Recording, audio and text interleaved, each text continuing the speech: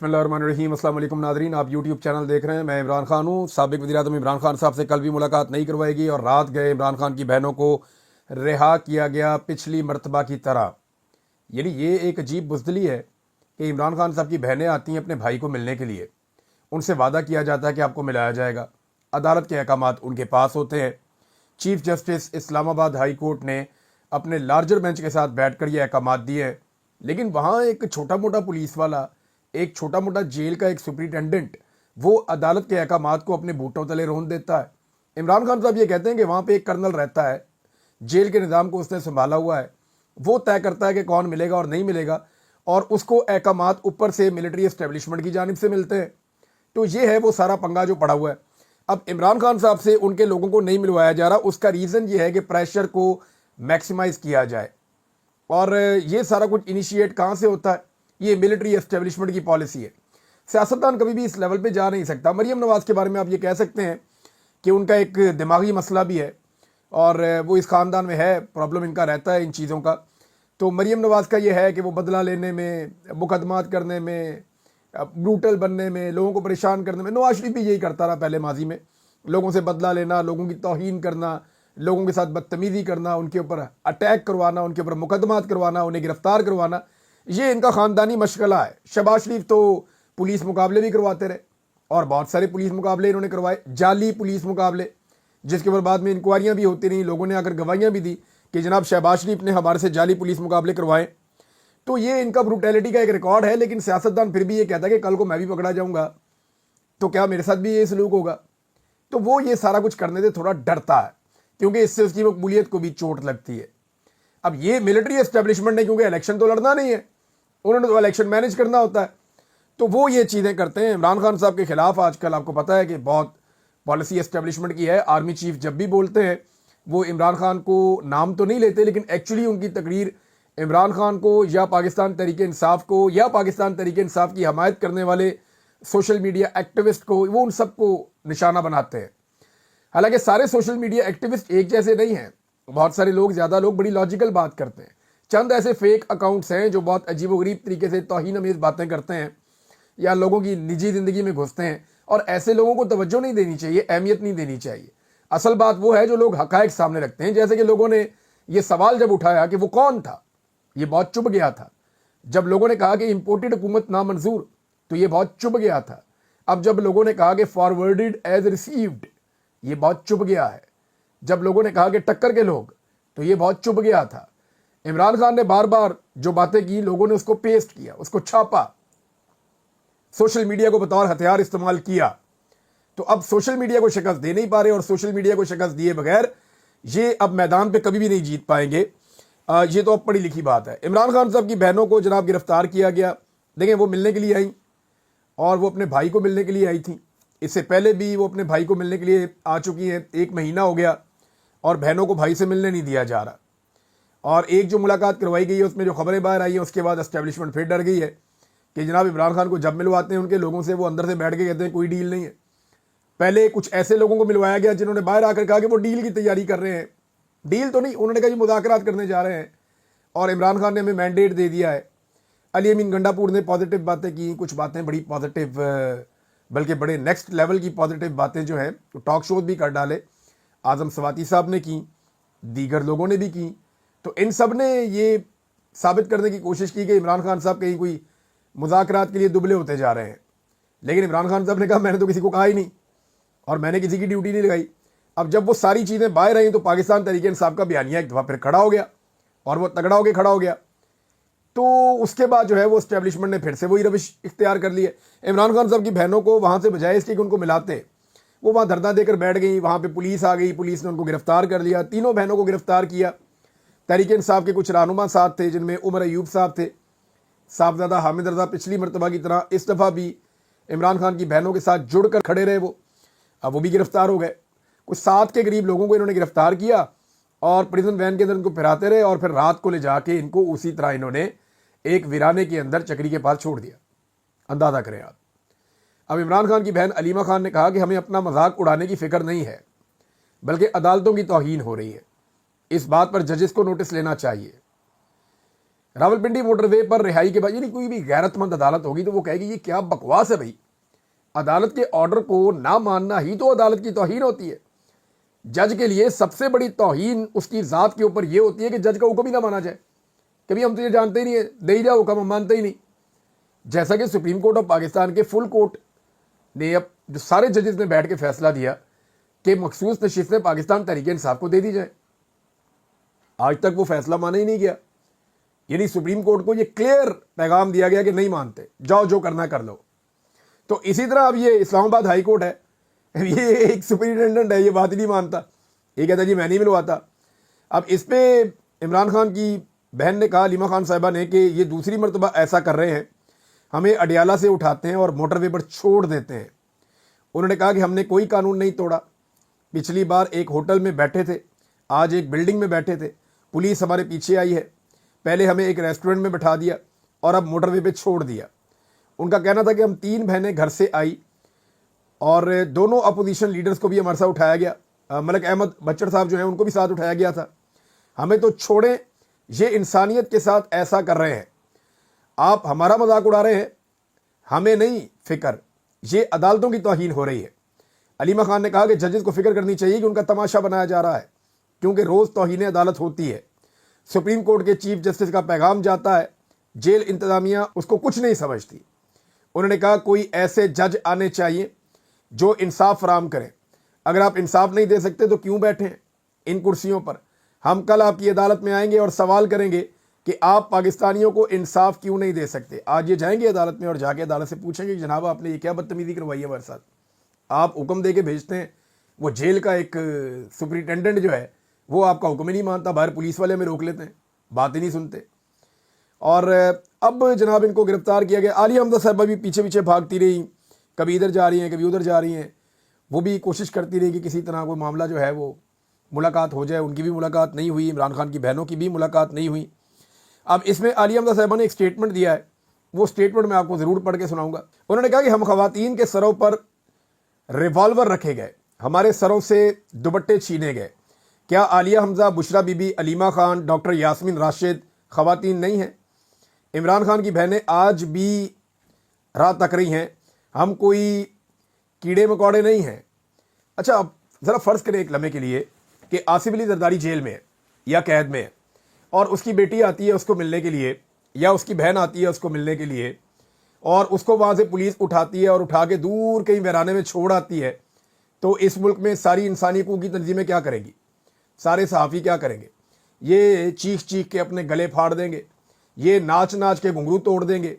जितनी ख़वातीन सहाफ़ी है वो अपने गिरेबान फाड़ के चीखना शुरू कर देंगी। हर कोई जो है गिरेबान फाड़ने से मतलब ये नहीं है कि प्रैक्टिकली अपने गले फाड़ना शुरू कर देंगी और ऊंची ऊंची चिल्लाना शुरू कर देंगी। औरत कार्ड जो है वो हर तरफ से निकल आएगा, पूरे मुल्क में एक भौचाल आ जाएगा और इसे इंसानी हकूक़ की सबसे बड़ी खिलाफवर्जी करार दिया जाएगा। फ़र्ज़ करें कि नवाज शरीफ जेल में है और नवाज शरीफ जेल में है और वहाँ से इस तरह किया जाता है नवाज शरीफ की बहनों के साथ या रिश्तेदारों के साथ जिनका सियासत से कोई ताल्लुक भी नहीं है, जिन्होंने कोई लुटमार भी नहीं की, जिनके ऊपर कोई केस भी नहीं है। नवाज शरीफ की बहनें आती हैं या रिश्तेदार आते हैं, उनके साथ ये किया जाता है, तो पाकिस्तान में कितना वावेला होगा, सोचें ज़रा इसके बारे में आप। रोला पड़ जाएगा पूरे मुल्क में। लेकिन यहाँ पे आप देखें कि चाहे वो मोमबत्ती माफिया हो, चाहे वो खूनी लिबरल्स हों, चाहे वो कोई भी लोग हों, सारे चुप हैं, कोई बात ही नहीं कर रहा, कोई बात करने के लिए तैयार ही नहीं है। पाकिस्तान का मीडिया इसको खबर के तौर पे लेता ही नहीं है। आज की आप अखबारात उठा के देख लें, कोई इतनी बड़ी बात ही नहीं है। तो ये वाकई में पाकिस्तान तहरीक इंसाफ या एस्टेब्लिशमेंट के खिलाफ जो ख़वातीन खड़ी हो जाए, उन्हें इस मुल्क में कीड़े मकोड़े ही समझा जाता है। नाज़रीन, उमरकोट में पाकिस्तान पीपल्स पार्टी को इलेक्शन जितवा दिया गया और आप अंदाज़ा करें कि ज़िमनी इलेक्शन में इतना वोट पड़ गया कि इतने तो जनरल इलेक्शन में नहीं पड़ते होते। 1,62,000 वोट ले लिया जनाब जीतने वाली उम्मीदवार ने, और जो हारने वाले उम्मीदवार हैं उन्होंने 81,000 से ज़्यादा वोट ले लिया। और लोगों ने बड़ा एहतजाज किया, बड़ी कोशिश की कि वो अपनी सीट जो है हकदार को दिलवा दें। लेकिन आपको पता है, जब बैलेट बक्से भर भर के आए, जब पहले से ही थैले भरे हुए हों, तो फिर आप जो मर्जी कर लें, गिनती में नतीजा वही आता है जो एस्टेब्लिशमेंट या इलेक्शन कमीशन का अमला या वहाँ के जो लोग होते हैं वो जो चाहते हैं वो उसी तरह का रिज़ल्ट ले लेते हैं। ऐसा ही रिज़ल्ट जो है वो आप सबको याद होगा, वो आया था 8 फरवरी 2024 के इलेक्शन के बाद। اب اسی طرح کے رزلٹ آتے ہیں. جب تک یہ نظام چلایا جائے گا تب تک ہم ایسے ہی نتائج دیکھتے رہیں گے. ناظرین، آرمی چیف کی جو تقریر والا معاملہ ہے نا، وہ تھم نہیں رہا. مجھے نہیں لگتا کہ یہ کوئی اچھا آئیڈیا ہے کہ آرمی چیف کو پریزنٹ کیا جائے لوگوں کے سامنے اور انہیں کہا جائے کہ آپ تقریر کریں، کیونکہ فن تقریر میں وہ بالکل متاثر کن نہیں ہے. آرمی چیف بات چیت کرنے میں، تقریر کرنے میں، جب تک وہ نئی بات کر رہے تھے، منظر پہ موجود نہیں تھے، سامنے موجود نہیں تھے، تو تب تک ان کی یہ خامی کا کسی کو پتہ نہیں تھا. لیکن وہ جیسے ہی بات کرنا شروع کرتے ہیں تو پتہ چلتا ہے کہ ان کے اندر بات کرنے کی وہ کیپیسٹی نہیں ہے. جو باڈی لینگویج ایکسپرٹس ہیں، جو تاثرات سے، بات کرنے سے، باڈی لینگویج سے جج کرتے ہیں، کچھ لوگوں سے میں نے بات کی، پھر میں نے 2-4 اور صحافی ہیں ان سے بھی بات کی، تو انہوں نے کہا جی انتہائی مایوس کن باڈی لینگویج ہے آرمی چیف کی، اور اس میں کچھ ایسا لگتا ہے کہ پریشر بھی ہے. یعنی وہ ایک مصنوعی پن نظر آتا ہے کہ ایک دم وہ اوپر لے جاتے ہیں پچ کو، ایک دم نیچے لے آتے ہیں. ان کی آنکھوں کی حرکت، ان کے زبان سے ہونے والے الفاظ کی ادائیگی کے ساتھ. اور یہ میں اس لیے کہہ رہا ہوں کہ اگر انہوں نے تقریر کرنی ہے تو وہ پریکٹس کریں. اگر انہوں نے تقریر کرنی ہے تو وہ اس کے اوپر، کیونکہ پاکستان کا آرمی چیف ہے، یہ امیج پھر آرمی کی طرف سے جاتا ہے نا پوری دنیا میں. یہ ایسا نہیں ہے کہ ایک پولیٹیکل ورکر ہو تو میں کہوں ٹھیک ہے جی پولیٹیکل پارٹی کا بندہ ہے، جو مرضی کری جائے. کئی لوگ اچھی تقریر کرتے ہیں، کئی بری کرتے ہیں، تو وہ ان کی مرضی ہے، ان کو پولیٹیکلی فائدہ یا نقصان ہو جاتا ہے اس کا. لیکن آرمی چیف کی تقریر اور ان کی اس میں باڈی لینگویج وہ بڑی مایوس کن ہے، بڑی وہ پتھیٹک. ایک شخص نے تو مجھے یہاں تک کہا کہ جی عمران صاحب یہ پتھیٹک ہے. میں نے کہا جی کیوں؟ مجھے اب میں نام ان کا نہیں لے سکتا، بیچارے پاکستان میں. انہوں نے کہا عمران صاحب ان کی باڈی لینگویج میں نا چیزیں ایک دوسرے کے ساتھ آپس میں میچ نہیں ہو رہی.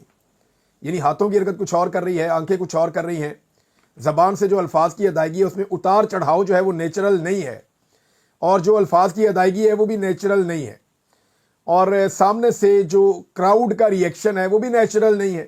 یعنی ایسا لگتا ہے کہ طے کر کے چیزیں کی گئی ہیں لیکن اچھی طرح سے اس کو ایکٹ نہیں کیا جا سکا انفارچونیٹلی.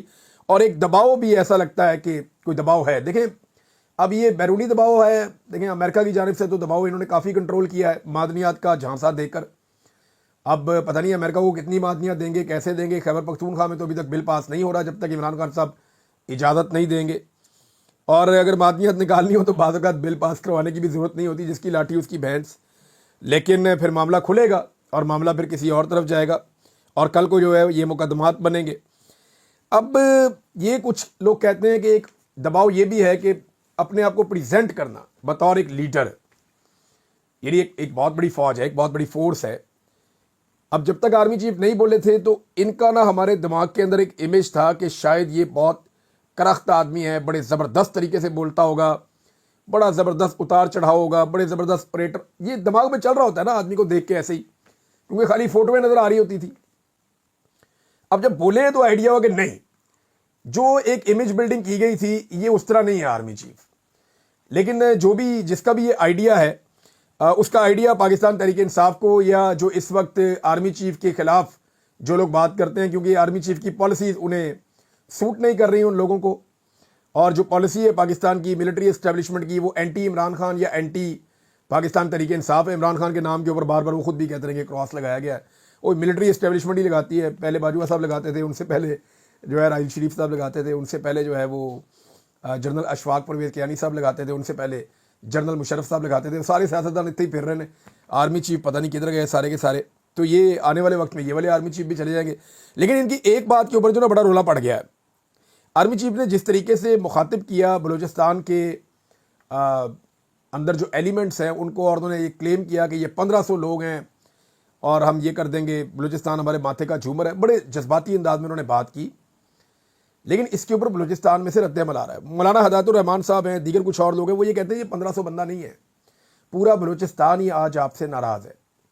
لوگوں کے ساتھ بہت ظلم ہو رہا ہے بلوچستان میں. جبری گمشدگیاں ایک بڑا سنجیدہ معاملہ بن چکا ہے. لوگوں کی شکوے اور شکایتیں اتنے بڑھ گئے ہیں کہ اب لوگوں کی ہمدردیاں نہیں رہیں، بلکہ لوگوں کے شکوے اور شکایتیں ہیں.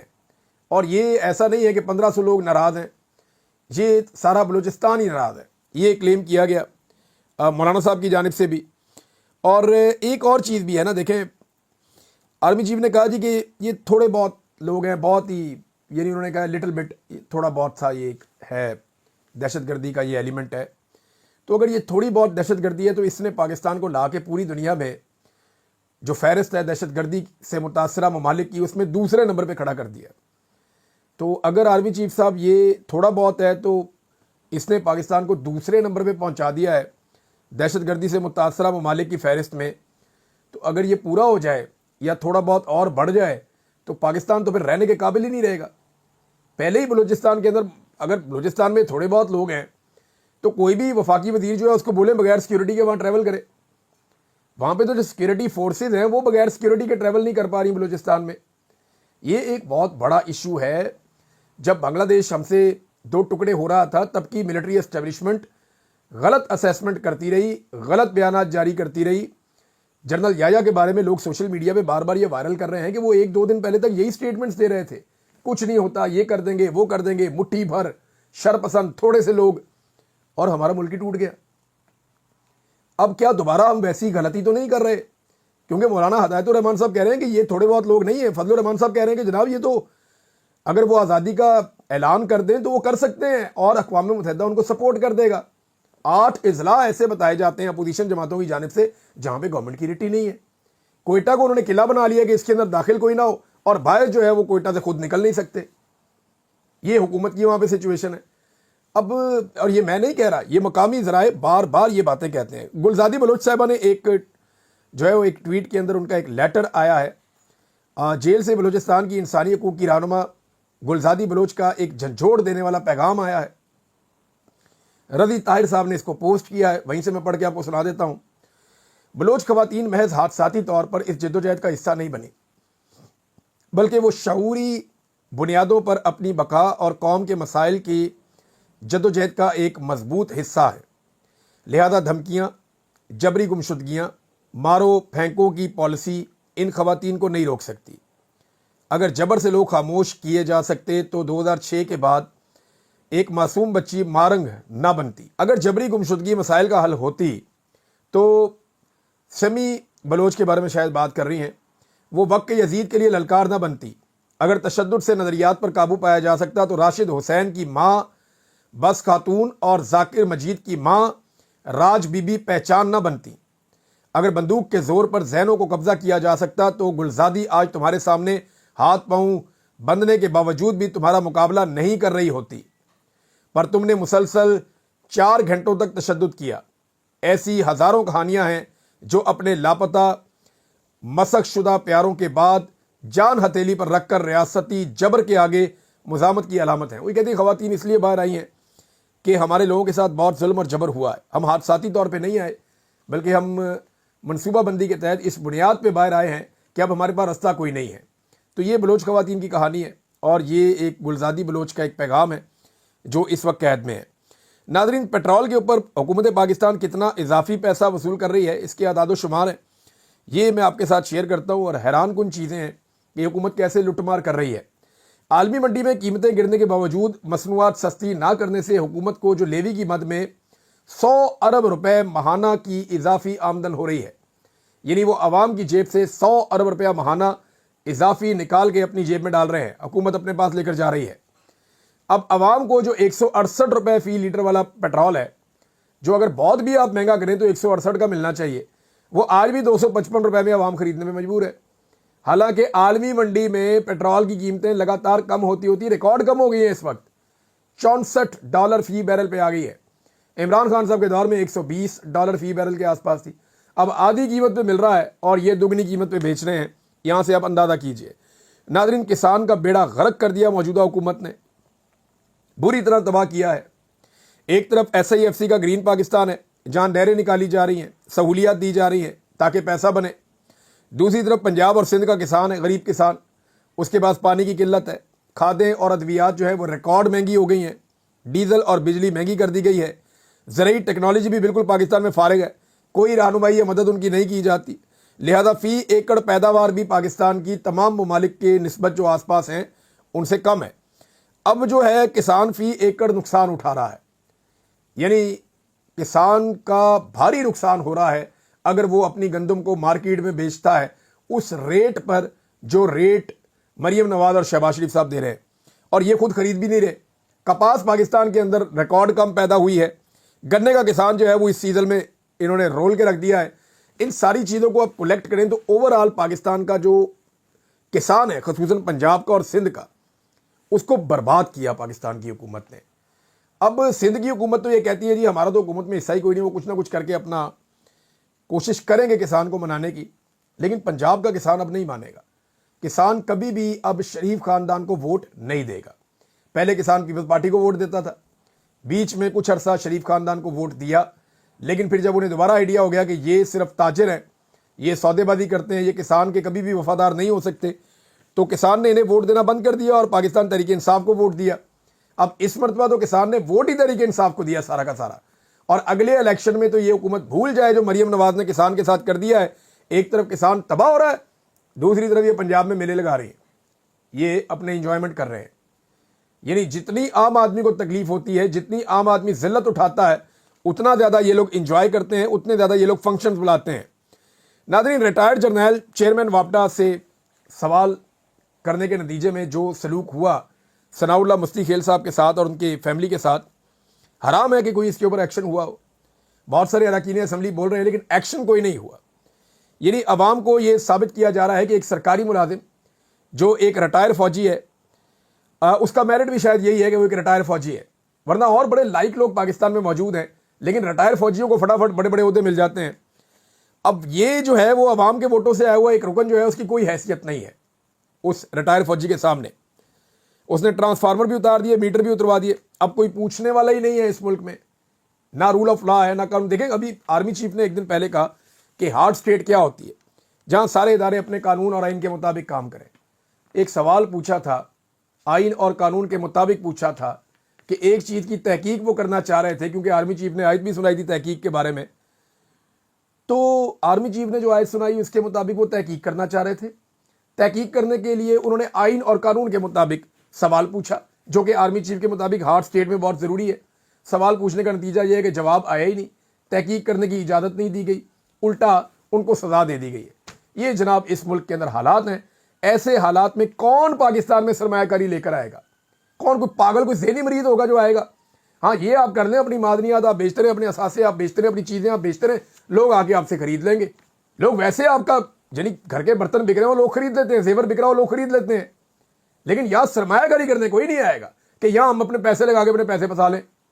अपनी रविश को ठीक करें, पाकिस्तान में ह्यूमन राइट्स लेकर आए, पाकिस्तान के अंदर रूल ऑफ लॉ लेकर आए, पाकिस्तान में अदलिया को आज़ाद करें, इंसानी हकूक़ की पामालियाँ बंद करें, अवामी मैंडेट का एहतराम करें, फिर पाकिस्तान के अंदर लोग लेकर आएंगे दहशतगर्दी खत्म होने के बाद सरमायाकारी, जब सियासी इस्तेहकाम होगा। अब तक के लिए इतनी, अपना ख्याल रखिएगा, अपने चैनल का भी। अल्लाह हाफ़िज़।